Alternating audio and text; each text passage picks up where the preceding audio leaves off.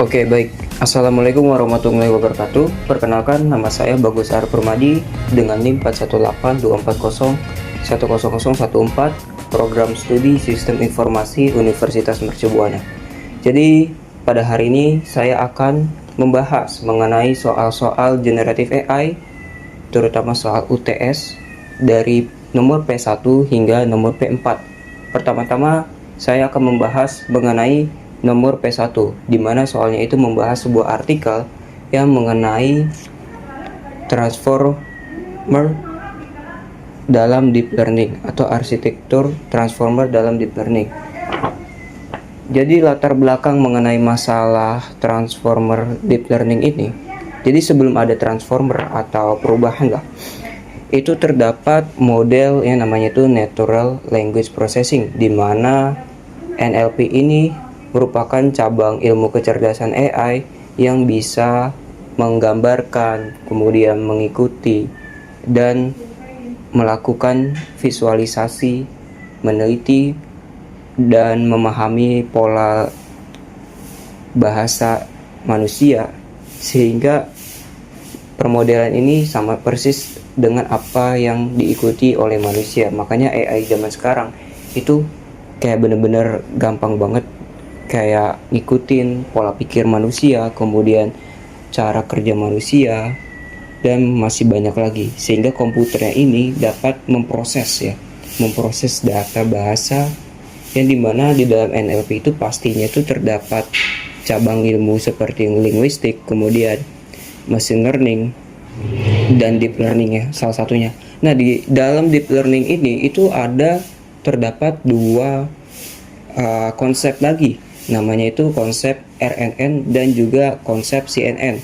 Kalau RNN itu merupakan Recurrent Neural Network, di mana RNN itu membahas mengenai unggulnya data atau data yang berurutan, data yang sekuensial, yang biasanya itu digunakan seperti teks, suara, dan juga time series. Nah, tapi kalau CNN ini atau Convolutional Neural Network itu data yang spasial ya. Itu data yang menunjukkan visualisasi seperti gambar. Nah, permasalahannya kalau misalkan kita menggunakan metode atau konsep CNN dan RNN, itu justru prosesnya tidak bisa paralel, karena urutan katanya itu berhubungannya ya jauh gitu, dan harus diproses satu persatu. Dan juga data yang kita punya untuk di training itu akan lama dan tentunya pasti mahal, karena kalau menggunakan komputerisasi untuk memproses sebuah data, terutama kita mau bikin chatbot seperti AI, itu biayanya akan mahal sekali kalau misalkan kita menggunakan konsep yang tadi tuh RNN baik pun CNN ya.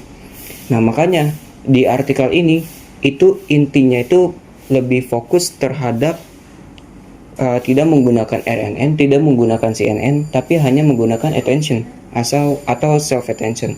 Kenapa demikian? Karena tujuannya itu pasti yang pertama memproses data lebih cepat, kedua menangkap hubungan antar kata lebih baik. Jadi nggak perlu diurutin tuh prosesnya satu persatu.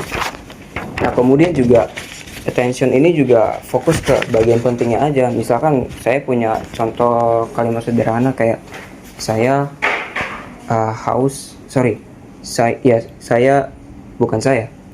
dia minum air karena haus gitu. Nah, jadi proses haus ini tuh ya intinya fokusnya ke minum. Jadi ya lebih attention atau lebih memacu proses yang lebih ke pemfokusan gitu ya. Nah, rumusnya itu sendiri ada query, ada key, dan juga value, di mana query itu apa yang dicari, key itu informasi referensinya, dan value-nya itu ya isi dari informasi tersebut. Ya tadi tuh ya, keunggulannya itu prosesnya itu lebih cepat karena bisa paralel, jadi bisa berhubungan berbagai macam struktur percabangan gitu, bisa percabangan, jadi datanya itu bisa menginput dan juga mengeluarkan output juga. Nah, makanya di sini tuh terdapat encoder untuk memahami input, dan juga terdapat decoder untuk menghasilkan output. Keduanya ini sama-sama menggunakan self attention dan feed forward. Jadi kalau feed forward itu kan yang kita tahu, jadi pesan yang kita kirim itu akan otomatis disimpan dulu di server. Nah, kemudian kalau misalkan usernya udah online, itu otomatis pesannya itu akan dikirimkan sama user. Nah, baru itu pesan yang tadi di server itu masih ada. Jadi masih ada penyimpanan gitu. Penyimpanan sementara lah. Dan bisa diproses lebih lanjut gitu. Nah, dampaknya itu apa? Ya, sekarang dampaknya jadi dasar model modern seperti BERT dan juga GPT. Kita langsung ke pembahasan P2.